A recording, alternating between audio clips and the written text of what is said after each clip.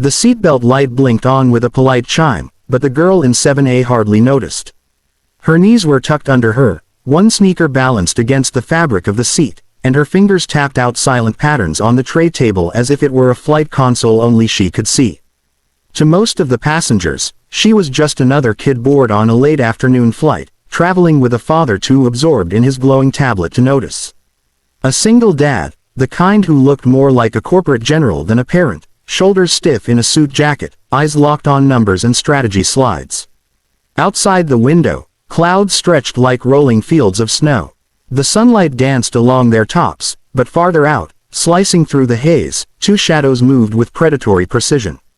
Sleek, gray, and unmistakable, the shapes closed in, F-22 Raptors, their silhouettes cutting across the sky with chilling authority. The cabin was calm, but tense. The man across the aisle stirred, frowning at the faint metallic glint outside his window.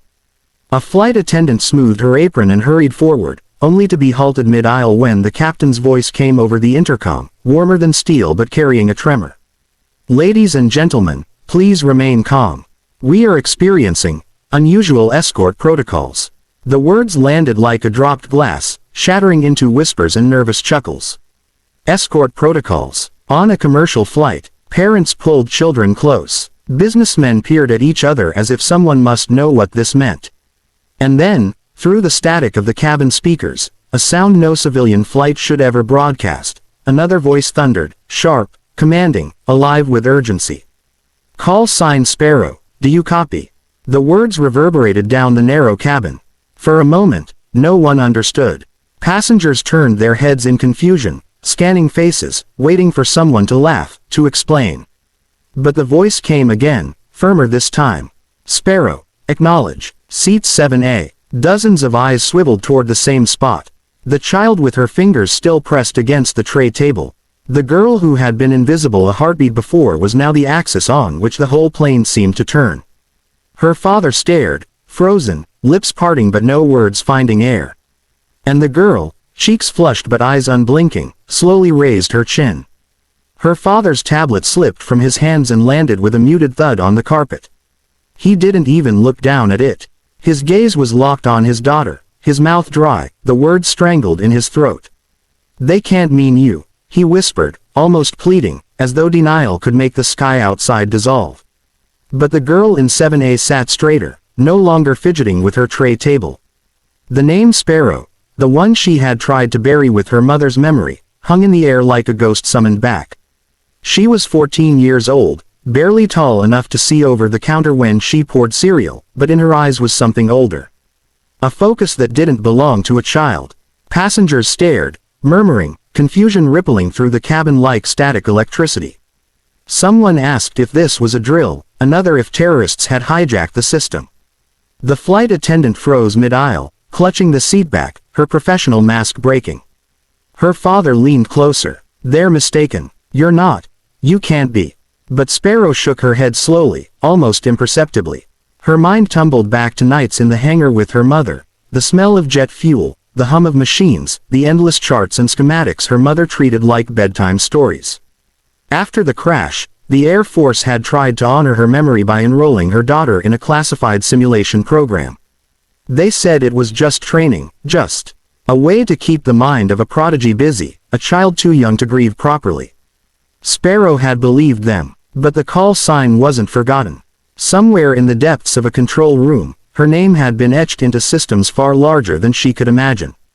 And now, mid-flight, with warning lights flashing in the cockpit and cyber command stripping the pilots of control, they were reaching for her. Her chest tightened, but her voice, when it came, was steady. "Dad, if I don't connect, this plane won't land." The words cut through him. He looked at her not as his daughter but as the only living link to his late wife's world, the impossible weight of legacy pressing onto small shoulders. His instinct screamed to protect her, to say no, to keep her safe.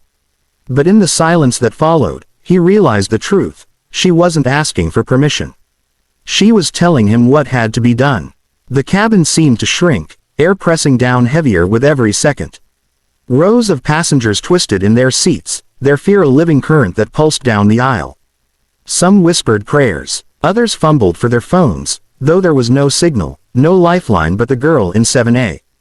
Her father gripped her hand, his knuckles white. "You're just a kid," he said, voice cracking under the weight of his own fear. He wanted to wrap her up, hold her, tell the world outside it had chosen wrong. But she pulled free with a surprising calm, as if the weight he feared would crush her was the very thing holding her upright. "No," she said. Her voice didn't waver. "I'm Sparrow." The words seemed to ripple outward. A businessman 2 rows ahead stopped mid-complaint, eyes wide. A mother clutching her toddler froze as if time itself had paused. Even the flight attendant, trembling near the galley, seemed to straighten just slightly, as though the girl's certainty offered a fragile thread of hope. Then, with a hiss, the cockpit door unlatched. It shouldn't have been possible. The reinforced lock was designed to resist anything short of force, but someone, somewhere, had overridden it. The captain stepped out for an instant, pale and shaken, before gesturing the girl forward. The panel inside was bleeding red. Alarms screaming, lights flashing, warnings scrolling faster than any pilot could interpret. A headset lay waiting in the captain's chair, connected to a secure channel. The radio crackled, a calm but urgent voice filling the space. "Seat 7A, it said, steady as stone. It's your sky now." Her father hovered at the threshold, torn between pride and terror.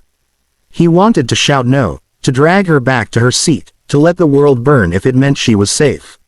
But when he looked at her, standing small yet unshaken in the doorway, the glow of the panels reflecting in her eyes, he saw her mother's resolve alive again. Passengers leaned into the aisle, silent witnesses to the moment. To them she was no longer a child but the one person between them and the abyss. The engines rumbled deeper as turbulence jolted the plane, lightning flashing in the distance. Sparrow slid the headset over her ears, her jaw set.